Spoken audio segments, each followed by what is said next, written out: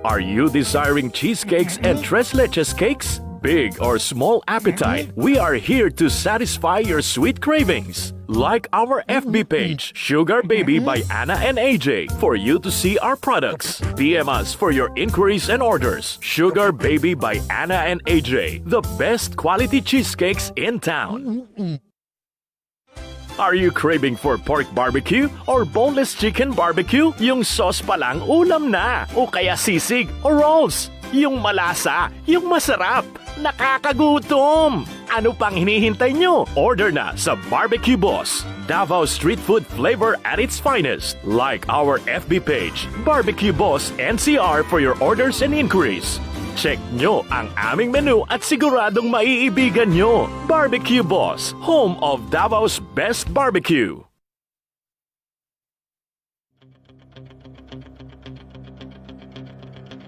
Walang preno kung bumatikos. Malalim at makatwirang komentaryo. Mag-ingat ang mga politikong gumagawa ng kalokohan at baka kayo ay tamaan ng Lapid Fire!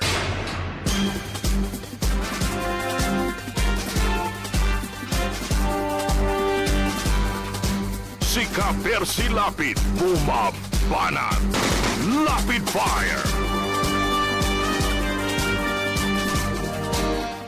Magpapatuloy tayo mga kaibigan sa editorial po ng Philippine Daily Inquirer. Ang pamagat po ay Connect the Dots. Ang sabi ho dito, in the matter of the impeachment complaint filed at the House of Representatives on Monday against Associate Justice Marvic Leonen, there is only one pertinent question to ask. Isa lang ang tanong. Doon sa inihaing impeachment complaint laban kay Associate Justice Marvic Leonen. Ano yung tanong na yun? Who stands to benefit from the move? Sino anya ang makikinabang diyan sa ginawa nilang yan? Mga kaibigan. At sabi ho dito, yun nga, binanggit nila yung mga players na involved dito. Yung nag-file, siya kunyari, front siya para bihisan ng credibility. Kunyari, hindi siya doon. Pero ba't nandun siya? Yun yung sinasabi natin Dapat ang publiko marunong tumingin sa credibility. Paano nga matututunan ng publiko yan? Bagsak na nga ang kalidad ng edukasyon dito sa Pilipinas. Nakita ninyo. Si Mocha Uson nga dinala yung mayon sa Naga Di ba? Nilipat niya Ang dami na niyang kapalpakan yung mga textbook, di ba? Meron pa akong natunghayan sa balita na yung ginagamit nila pati panlalait nakalagay sa sa mga textbook. Yung panlalait sa tao. Sipin mo yun ang itinuturo sa paaralan. Pagkatapos dito sa pag-aaral na ginawa, study na ginawa, grade 4 bagsak sa mathematics. Sa buong mundo pare-parehong grade 4. Ang Pilipinas pinakakulelat. Mga kaibigan, pagdating sa mathematics at yung science. Noon ano ba yung study noon? Tinanong ang mga Pilipino, mangmang. Pagdating sa sa mga dapat na sa politika, mangmang. Kasi pangahas lang yung hindi mangmang dati yung Pilipino sa politika. Kapanahonan ng mga dating presidente, di ba?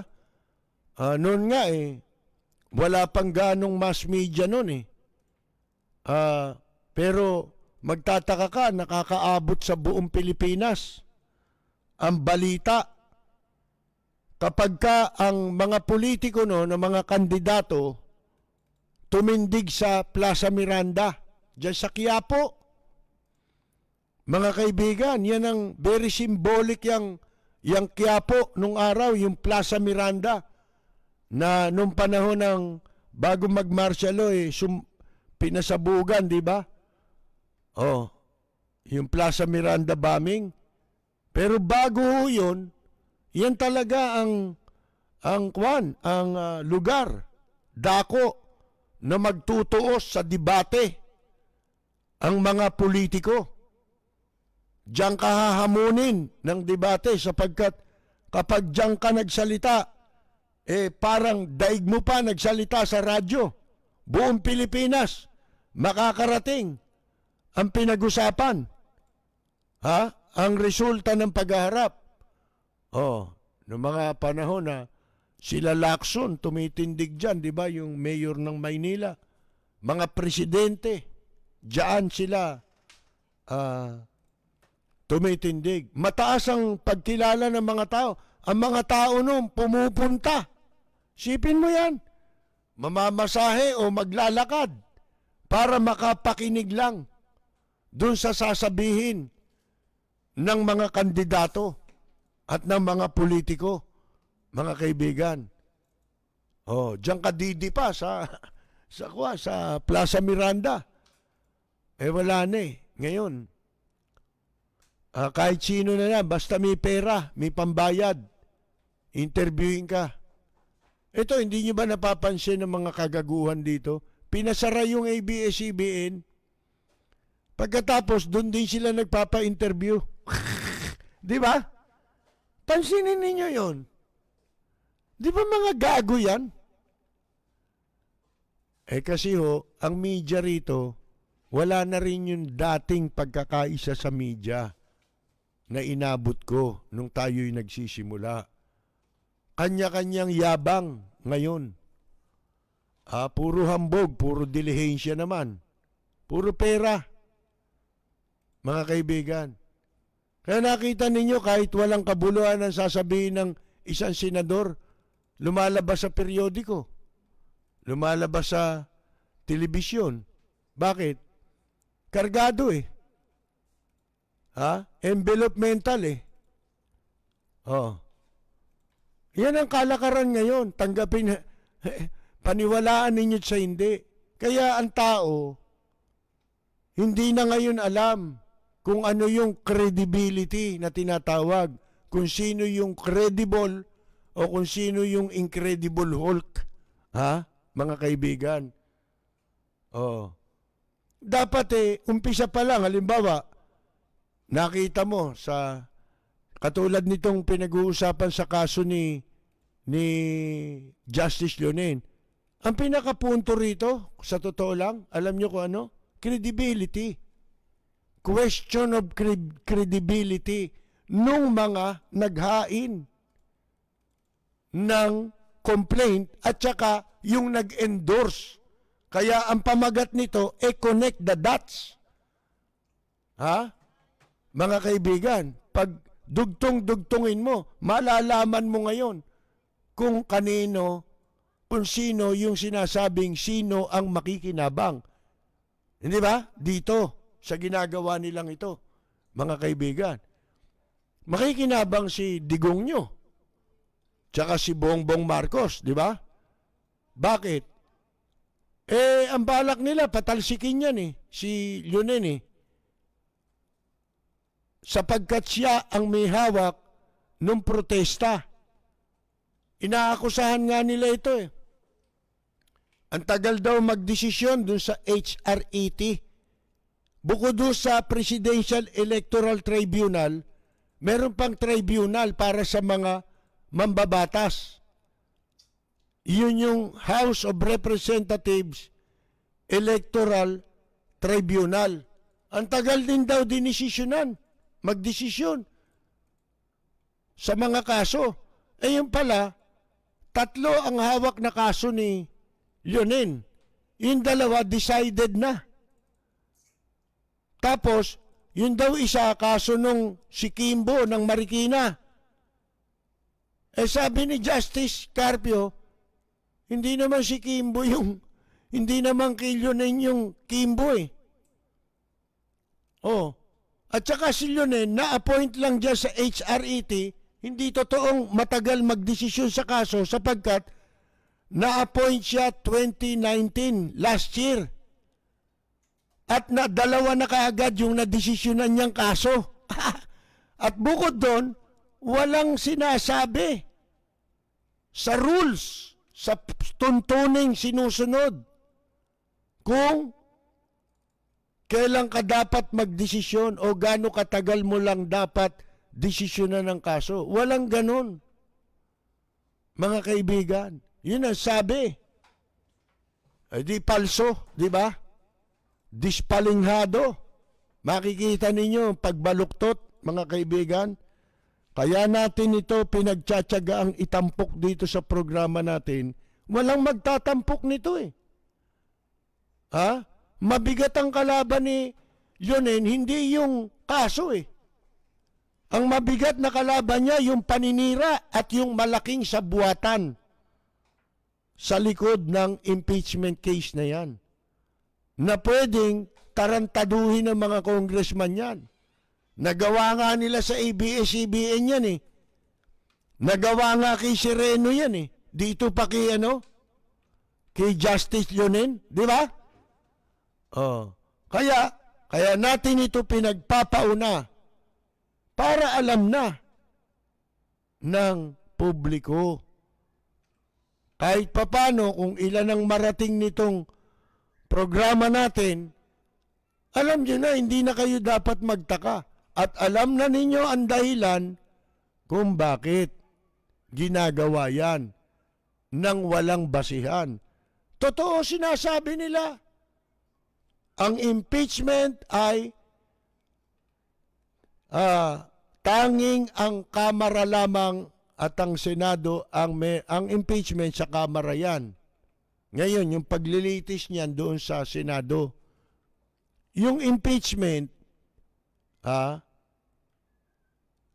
tama yun sa Kongreso. Tama nga. O, kung may basihan. Hindi basta-bastang mag-file ka ng impeachment. Mag-ano na kayo?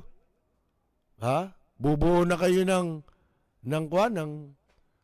proseso para yung tao impeach nyo. Di ba? Gagawa na kayo ng articles of impeachment. Katarantaduhan yun. Di ba? May mga nagpa-file. Binabasura kagad. Walang nag-e-endorse na congressman nung panahon ni Gloria. Ginagawa naman ni Oliver Lozano, uunahan. Every year yan, nagpapile. Pag may pumutok na issue, takbo na yan sa Congress. Impeach si Gloria Macapagal-Arroyo. Pero bata siya ni Gloria. Ba't siya nagpapa-impeach? Para mawalang bisa ang sino mang magtatangka na maghain ng totoong impeachment complaint labang kay Gloria, sapagkat ayon sa tuntunin ng Kongreso, sa loob ng isang taon, isang beses ka lang pwede mag-file ng impeachment sa isang tao. O, sa presidente, halimbawa. O, di ba? Pag hindi ka umubra ngayon, next year, abangan mo. Kaya si Lozano, mabilis pa sa alas 4 yan. Magpapile ka agad ng impeachment yan. Bakit? Kasi baka may mag-file eh. Pag may nag-file, baliwala na yun. Tapos later on, wala nang nagpapile, tsaka i-dismiss yung pinail ni Oliver Lozano. Ganyan po eh.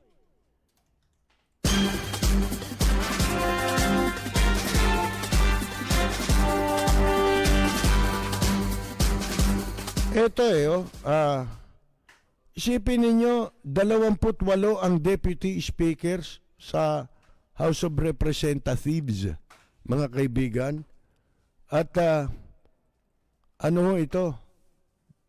Dinipensa raw ang desisyon. Kahapon ni Speaker Velasco na magtalaga ng mas maraming deputy speakers at palitan yung 22 appointed ng kanyang pinalitan na si Alan Caldero Cayetano. We have Imperial Manila always. And so therefore, Speaker Lord deems it necessary to make sure mga buhong. Ba't di nyo pa ginawang 300 ang deputy speaker? Sipin mo ang kwarta ng taong bayan, no? Pag sinabi mo deputy speaker ka, yun ang ayaw nila sabihin dito eh. Ang laki ng budget mo. Opisina pa lang yun, ha? Doon pa lang sa titulo na yun. Gaano nakalaki ang budget mo. Kasi bawat committee, iba-budget niyan. Baka kala nyo, ang sweldo ng congressman eh. O congressman ka, buwan-buwan, may sweldo kang congressman. Hindi, di ba? Binulgar nga ni Miriam yan eh. Pati senador eh. Kaya yung mga, may mga district office pa yan. Lahat ng staff niyan, kasama sa babayaran ng taong bayan yun. Pasweldo, may kickback pa yung congressman doon. Di ba? Kung di niya gustong ubusin yung budget para sa staff niya, bubulsa niya yung pera, kukuha lang ng ilang tao yan. Di ba? Pati driver niyan, ipe-payroll niyan. Pati aso kung pwede, ipe-payroll niyan. Tapos may mga committees, di ba? Pag naging committee chairman ka, iba-budget mo. Iba pa yun. Sipin mo yan. Deputy Speaker, iba pa yun. Mga kaibigan, nagmalaki pa itong mga walang yang ito eh. Puro kwan yan eh.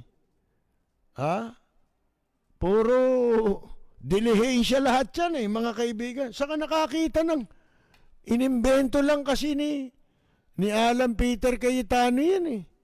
Yung mga deputy, sangkatutak na deputy speaker, dati isa lang yan eh. Mga kaibigan eh. Bakit? Ganyan talaga pagka gumagawa ka ng masama ang nakaupo sa gobyerno.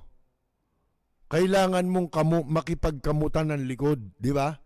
Doon sa mga handang magpatuta, di ba? Handang dumila sa tumbong. Yan ang totoo niyan, mga kaibigan. Ito, basahin natin sandali ito. Itong, itong sinasabi hong sa study, ito yung binanggit natin kanina. Mayors traded drug killings for political support. Ayon sa says US study. Sipin ninyo yan. Yan pala mga mayor, nakipagsabuatan yan, yung mga, lalo na yung mga outsider mayor, mga kaibigan, para kapalit ng makakuha ng suporta sa nakaupong administrasyon. Ayon ito sa ginawang study, mga kaibigan. Ito na, makikita ninyo, binubulgar na lahat eh. Masusing pag-aaral ang ginawa rito. Huwag niyo sabihin walang basihan nito. Alam ba ninyo kung ano ang pinagbasihan dito? Report ng Philippine National Police. Ibinase ang findings dito sa records mismo ng Philippine National Police. Yung criminal na mga pangyayari dito, crime dito po sa bansa natin. It seems President Rodrigo Duterte's brutal war on drugs not only incited, hindi lamang daw ito humakot ng libu-libong extrajudicial killing, but also serve as political leverage. Oh, mga kaibigan, for outsider mayors seeking to curry favor with his administration. Oh, yung mga outsider mayors, ibig sabihin nung una hindi namang kapartido. An upcoming US study reveals that independent and minority mayors, outsiders like Duterte was when he was mayor of Davao, implemented the drug war more aggressively than those from established political parties to win electoral support.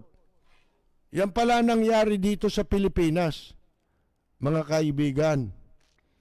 Mas naging agresibo ang drug war doon sa mga nasasakupan ng yung mga outsiders, yung mga outsiders. The study, Deadly Populism, How Local Political Outsiders Drive Duterte's War on Drugs in the Philippines, shows that outsider-led municipalities recorded 40% more anti-drug police anti-drug police incidents and 60% more police-related killings than their insider counterparts in a costly bid to signal their loyalty to the administration. Yun yung madalas natin sinasabi, di ba? Yung hindi naman kasama pero para mapadikit sila, ganun lalo na kung yung nakadikit na. Yung gustong dumikit para makakuha ng pabor, magpapakita ng katapatan. Di ba? Kaya talo pa yung mga nagpakahirap eh. Ganun lagi sa politika eh. Papasok at papasok yung mga balimbing. Di ba? Yung mga balimbing ang magpapakita. Pero nakita ninyo, mas naging malupit ang agresibo ang kampanya ng droga doon sa mga outsider. Kasi ginamit nila yon, pinapapatay yung mga constituent nila, yun ang ibig sabihin dito, mga kaibigan, para makita nilang cooperative sila, nagsisip-sip sila, at handa silang dumila sa tumbong para paboran sila. Di ba? Kung sila may drugs, di ganun din, di ba? Sila may drugs, magpapapatay sila ng taon ng mga mamamayan nila sa kanilang municipality. Kasi para hindi sila galawin, di ba? Para hindi sila isama sa kampanya laban sa droga. Yun ang nangyari pala rito. Mahaba ho ito eh. Mga kaibigan eh. Sabi ho dito, to prove this, para patunayan ito, political scientists Nico Rabanilla, Renard Sexton, and Dotan Haim poured over 1 million police records. Ayan. Ito, kinuha nila yung million police records. Libro kasi ito eh. Lalabas itong itong study na ito next year, mga kaibigan. Isipin ninyo, nag-gather sila ng million police records. Isipin mo, million yung records. And news reports through Bantay Krimen of the Philippine National Police. Record ng Philippine National Police ang pinagbasihan. And the Armed Conflict Location and Event Data Project databases as well as public procurement and 2016 to 2019 election data. Pati eleksyon, pinag-aralan nila yung koneksyon nitong human rights violation dito sa Pilipinas. Rebanilla, Sexton, and Haim are all assistant professors in the University of California. Ito yung mga gumawa. Mga professor pala ito. San Diego School of Global Policy and Strategy, Emory University and Florida State University, respectively. Tatlong universidad, tatlo rin sila. Kinonsolidate nila ang pag-aaral. Their findings showed higher drug-related crimes in outsider-led municipalities and that outsider incumbent mayors, most of whom had shifted to the president's PDP Laban Party by 2019. Nagsilipatan. Itong mga matataasang drug related crimes sa kanilang lugar, lumipat sa PDP Laban. Mga kaibigan, by 2019, noong 2019, performed better in the midterm elections by 5 percentage points than establishment incumbent mayors. Lumamang pa sila sa eleksyon kumpara dun sa mga establisadong kakampi ni Duterte. It was a reversal of electoral trends in previous midterms where outsiders performed less than insider incumbents.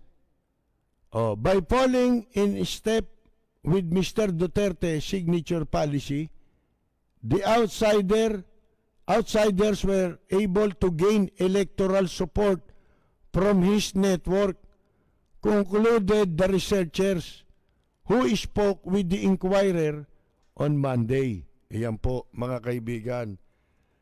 Napakahaba ho nitong, pero isinasuggest ko sa inyo, basahin ninyo. Magbasa-basa kayo ng mga totoong balita. At ito, hindi lang basta balita ito. Ito'y sinaliksik ito. Pinaghirapan po ito. Mga propesor ang sumulat nito ng tatlong magkakahiwa-hiwalay na universidad sa Estados Unidos. Ganyan ang pagbasa ng balita para matuto tayo, mga kaibigan. Hindi katulad ngayon, puro bagsak. Kaya bagsak ang edukasyon sa Pilipinas. Kitang-kita naman yan sa social media. At tayo nga, nagkatotoo, naglabas na raw ng para sa taong ito, yung YouTube, Google. Ilabas nila yung kung sino yung mga popular sa iba't ibang larangan sa social media. Pilipinas ang pinaka malaking panahon ang inuubos sa social media. Hindi naman natututo. Yun ang nakapagtataka. Bakit? Kasi puro ang nababasa, puro fake news. Mga kaibigan, yun ang masaklap. Kaya sabi ni Gatchalian, ito senador, Gatchalian ang apelyido, may senador palang ganun, Gatchalian, has found the latest report on Filipino learners ranking low in another global assessment so depressing. Mga kaibigan, this is a major crisis. Hindi, yan nga gusto ng mga politiko dito sa bansa Ang gusto nga niya, huwag na makapag-aral yung mga tao Di ba? Kung mag-aral man kayo, kaya nga nilagay si Briones para maging bobo ang mga estudyante. 'Di ba? Oh, pagka bobo estudyante, hindi maiintindihan ang pinagagawa nila. 'Di ba? Mawawala ng lakas ang mamamayan. Mga kaibigan, kapag bagsak ang edukasyon, ang kalidad ng edukasyon dito sa Pilipinas, magiging mahina ang mamamayan. Kaya madali nilang matatakot, madali nilang mapaglalaruan at mapasusunod sa kanilang gustong gawin. Mga kaibigan, ano po?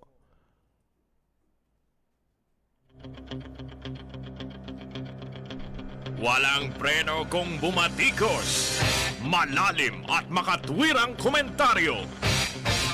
Mag-ingat ang mga politikong gumagawa ng kalokohan at baka kayo ay tamaan ng Rapid Fire! Planuhin ang pamamasyal upang masigurong sulit ang inyong bakasyon sa Land of the Rising Sun. Respetado at mapagkakatiwalaang Filipino tour operator sa Japan. Roy Japan Tour. Roy Japan Tour. Contact WhatsApp and Viber 819023885888. Do you want to experience authentic Filipino cuisine? Drop by or order at Tali and Tiago Filipino Restaurant.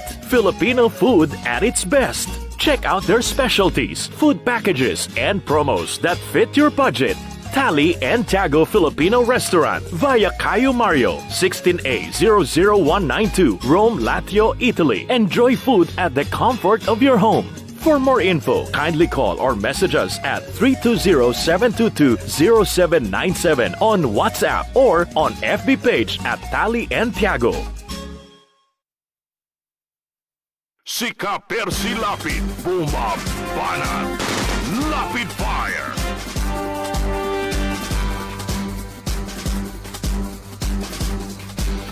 Tayo po ay magpapatuloy, mga kaibigan. Yun nga palang issue dyan ngayon sa NLEX, di ba? NLEX. Isipin ninyo, nung tanggalan ng business permit,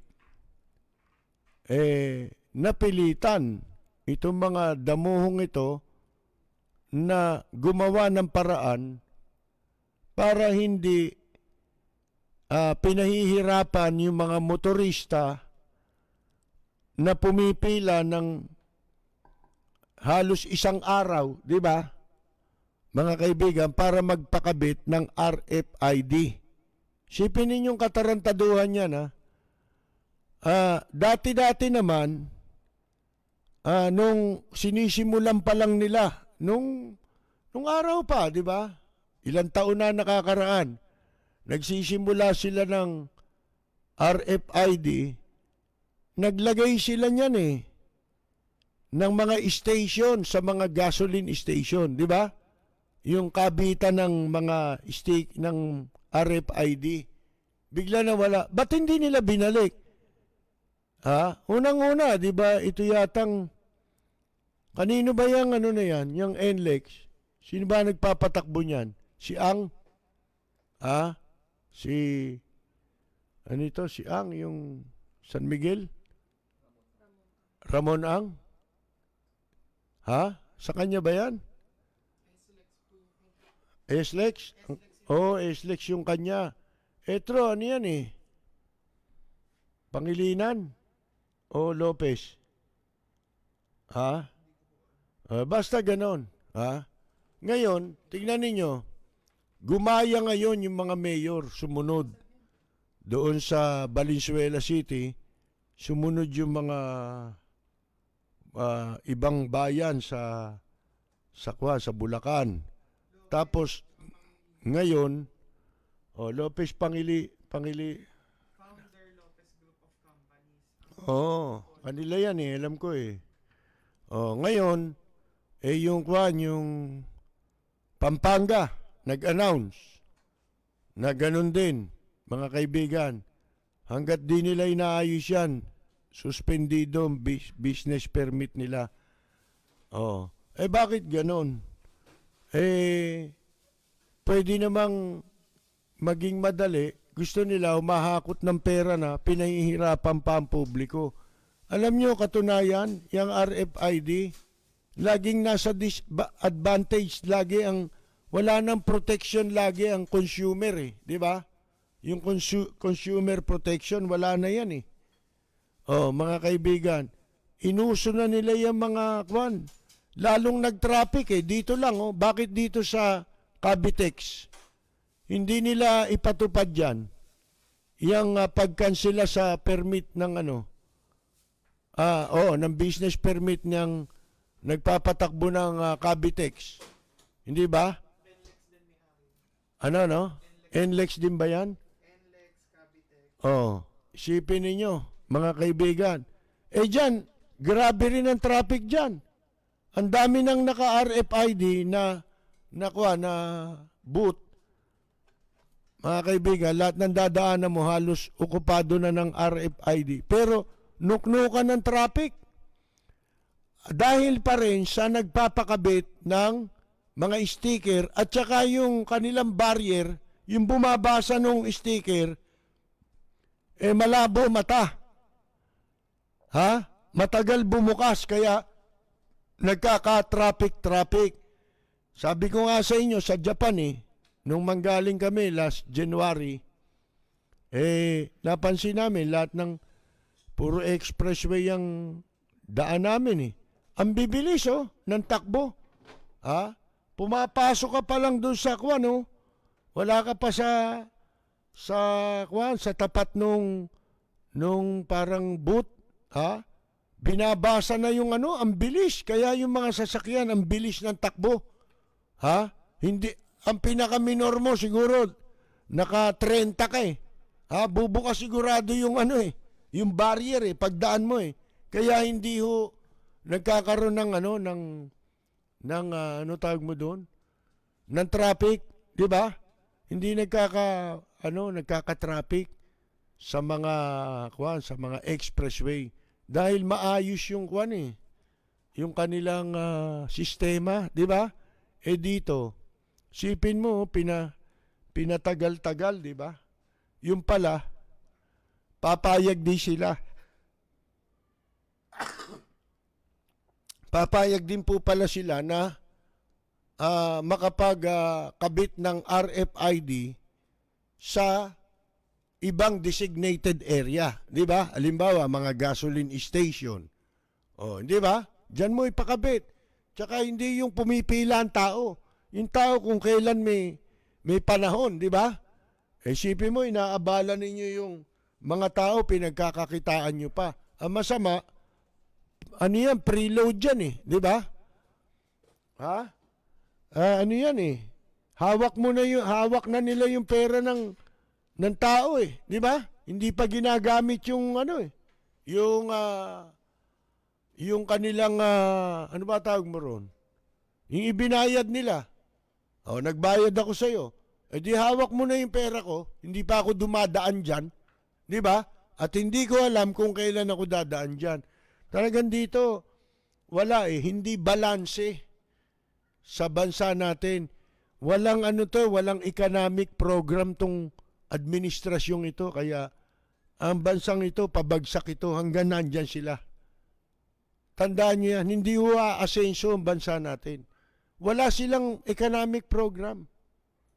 Mga kaibigan, hindi lagi balanse yung gusto ng negosyante, puro pakinabang lang. Hindi bali yung taong bayan, mahirapan. Pagbabayarin pahihirapan pa. Mga kaibigan, tingnan ninyo, bakit ngayon, kung ano yung demand ng mga mayor, nakikipag-usap sila. Di ba? Kasi kung tayo lang ang magrereklamo, hindi tayo papansinin sila, may magagamit silang kapangyarihan. Katulad nung ginawa nila ngayon. Dapat ganon. Di ba? Wala hanggang dyan lang naman yan Hanggang dyan lang nila kayang gawin yan Pero sa proteksyon ng publiko, ng kanilang mga constituent, di naman nila magagawa yan. Tingnan ninyo, sinasabi nga ng study, di ba? Karamihan yun sa mga mayor na yan, yung mga nakipagsabwatan pa eh. Ha? Ipinalit pa yung kamatayan ng kanilang mga constituent para makapagsipsip lang sa kasalukuyang administrasyon, ha? Kapalit ng pabor. Si Kapersi Lapid, Banat, Lapid Fire. Bueno, mga kaibigan, tayo po'y babati-bati muna. May birthday ba? Oh, babatiin tayo. May birthday. Birthday po ni Tony Hernandez ng Rome, Italy. Happy birthday, Mr. Tony Hernandez. Pinababati ka ni Alex Darang. Happy birthday din kay Ana Micaela Dandon. Oh, pinababati siya ni Reggie at Mirna Marquez. Pinabati rin natin si Ginoong Junior Guillermo, na sana po magpagaling kayo agad. Oh. Dahil birthday ho ni hindi birthday ni Mr. Guillermo. Si Tony Hernandez, birthday niya ngayon. Si Ana Micaela Dandon, dahil birthday nila, babatiin natin sila. Handugan natin sila ng isang masayang happy birthday. Para sa nagdiriwang ng kanilang karawan, happy birthday ang bati ko, ang bati namin sa iyo. Nawa ay lumigaya ka,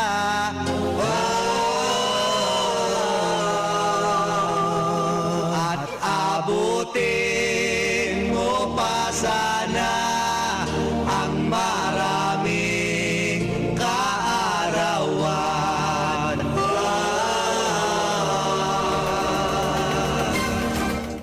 At sa mga nakikinig sa atin, hanggang 15 na lang. Ano ang pecha tayo ngayon?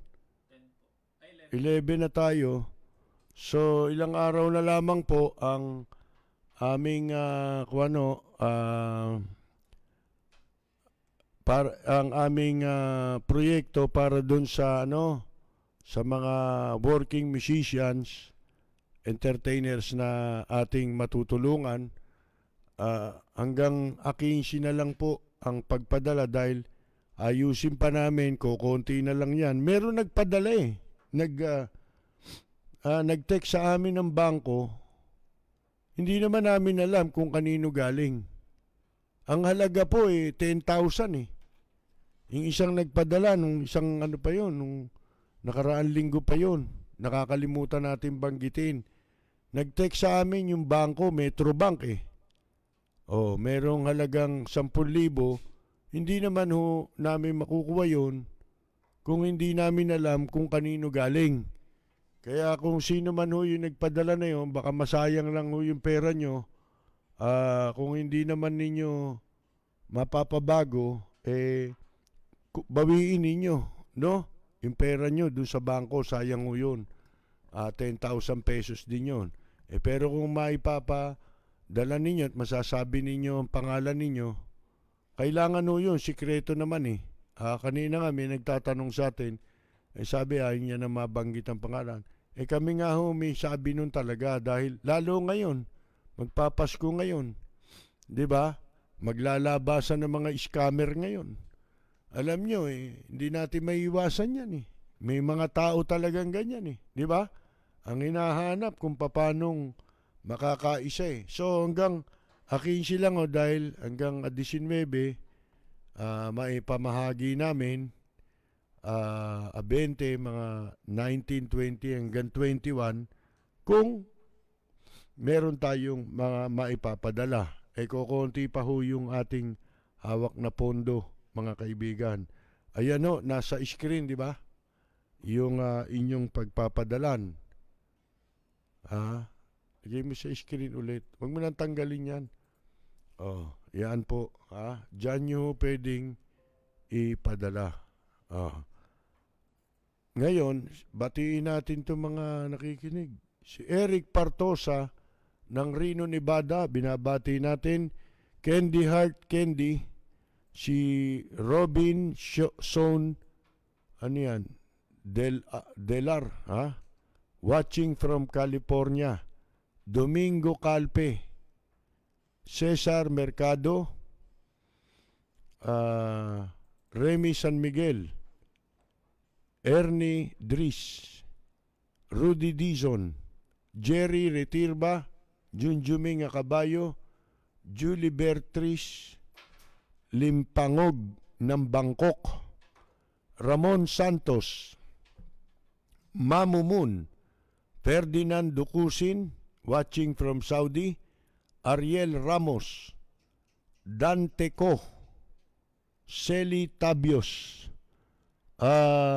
Pedro Penduco, Ernesto Mangahas ng Bacoor, Cavite, Sierra Charlie Di Guzman, Teresita S. Aguinaldo, Loida Haruda ng Hong Kong, Rosita DC, yung mga katropa natin, Buenos Dias Joel Diaz ng Italy, Carolina Luge ng Italy, nasa Guam naman si June Gases ng Abracadabra, at saka si Walden Kihan Berry ng mga family of musicians din. Sa Japan si Jorge Beichong. Sino pa ba? Si Susana de los Santos, si Kaani Flormata Saludes, Kaenyang Mina, si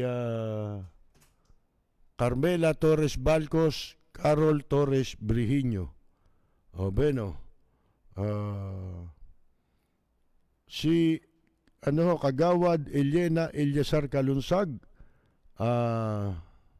si Lito Paisan, Mel Brown, dating chairman Boy Kalunsag ng Santa Mesa, si Alex Darang, Nick Baldomar, Eladio Anino Deport,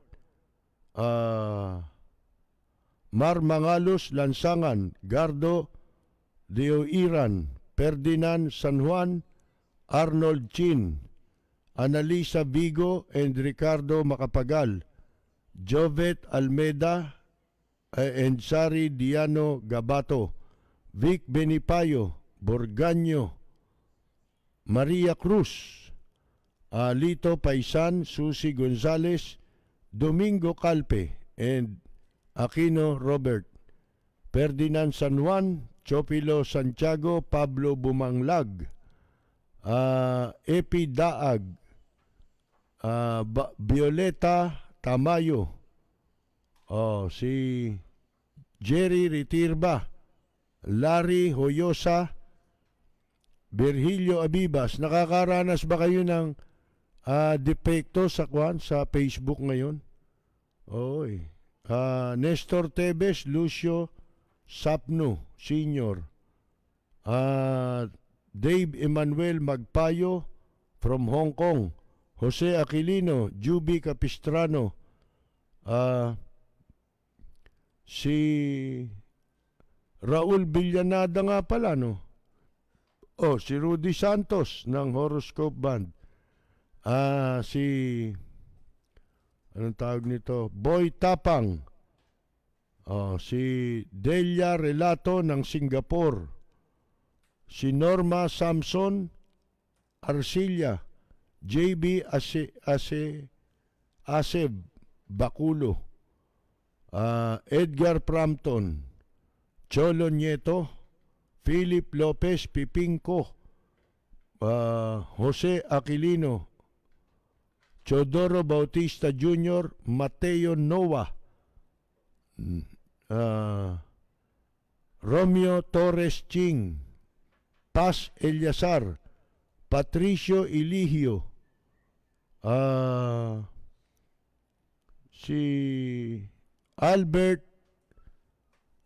Solmiano, Cesar Mercado, Danny Guno, Junior Dal, Jenny Atienza, Danny Trias ng bandang Family Birth Control Rebirth, Marvin Victoria, Freddy Datu, Rolly Hernandez, Peter Lee,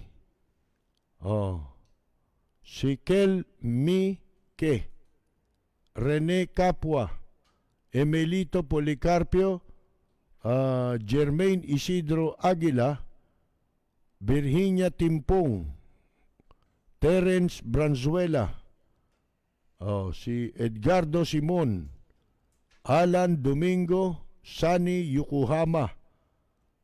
Siguro nakayuko ito. Yokohama eh. si Gerly Lopez, Baste Sebastian, Peebles Ramos, Adelaida David, Art M. Diaz, Ber Ramos, Julie Balyares Lopez Banaag, Ireneo Oclarit, Madera Jr. Mga kaibigan, si Joan Oishi Felintag Reyes, John Narciso Llarena, Catherine R. Uy, Ronald Inoncilio Cruz, Boli Gutierrez ng Makati, si Primero Binyang, Nixon Nang Torres at Mary Jane sa New York, si Romeo Siervo, Ed Yumol Casquejo, nabati natin si Mirna Guillermo ng Chicago at si Roxanne Rankin ng Florida, si Boyet Potenciano sa San Diego, California, si Ed Yumul Casquejo, taga Torrance, California nga pala, Rosalinda Pingol, si Chodora Alcairo, Randy Reyes, Reginald Santos, Virginia Parkinson, Eric Suwan, Mamu Moon, Dante Carmona, Lito Pereira Bersamina, si Maria Dolores Santos, Noli Jacinto, ang kaibigan nating Hector Ponasier, binabati rin natin si Seni Biscocho na taga-subaybay daw po ng Lapid Fire. Pinababati siya ni Hector Ponasier, si Julito Topinyo, si Cherry Ocampo Cruz, binabati rin natin, si Romeo Peralta 5, Lourdes de Vera, si Tess Coracho, si Rolly Carillo, Efren Ortilla. Dito sa New York, wala nang toll booth at kahit tumatakbo ka ng 70 miles per hour, nababasa yung easy pass mo kaya mabilis. At saka sa Amerika, maraming freeway, di ba? Mga kaibigan, freeway, maiikot mo Amerika eh. Sa freeway lahat daan mo. Walang bayad, ng ganda ng karsada. Si Alexian Alexius, binabati ko nga pala si Attorney Toto Kausing. Belated happy birthday kay Attorney Toto Kausing. Tsaka sa kanyang airpat, si Mr. Kausing, binabati natin. At dahil birthday nila, narito po pagbati natin kay Attorney Toto Kausing. Para sa nagdiriwang ng kanilang karawan, happy birthday, ang bati ko, ang bati namin sa iyo, nawa ay lumigaya ka.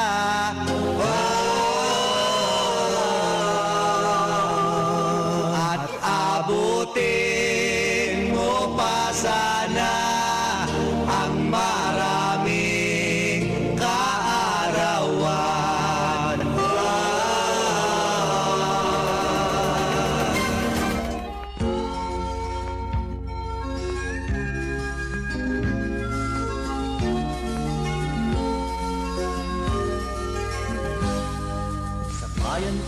ay isa ang lahi. Dito'y wala ang pagkukunwari. Hindi padagay, sadyang kilala sa daigdig. May pagkakaisa sa bawat nais. Ang bayan ko'y punong-puno. Mga kaibigan, wala na naman po tayong oras. Diyan po tayo muli pansamantalang magpapaalam. Babalik po tayo sa Lunes sa ganap na alas 10 ng gabi hanggang alas 11 ng gabi sa impilang DWBL 1242 sa inyong mga talapihitan.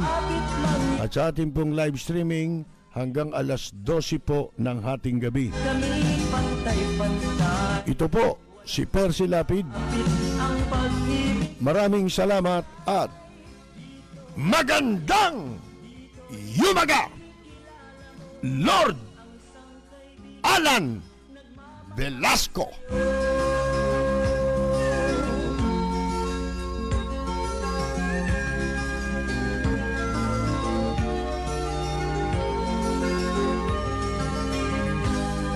ang bayan ko'y punong-puno ng yaman. Bakit ito'y kailangan pang iwanan? Hindi nga ba't anong sarap mabuhay ng buong ganap? Sa bayan mo, sumapit mang yaong wakas. Dito sa bayan ko, lahat kami pantay-pantay. Walang nang-aapit, ang pag-ibig ay tunay. Dito sa bayan ko, dito'y makikilala mo ang mga kaibigang nagmamahal sa'yo. Dito sa bayan ko, lahat kami pantay-pantay. Walang nang-aapit, ang pag-ibig ay tunay. Dito sa bayan ko, dito'y makikilala mo ang isang kaibigan, ang mga kaibigan, ang bawat kaibigan na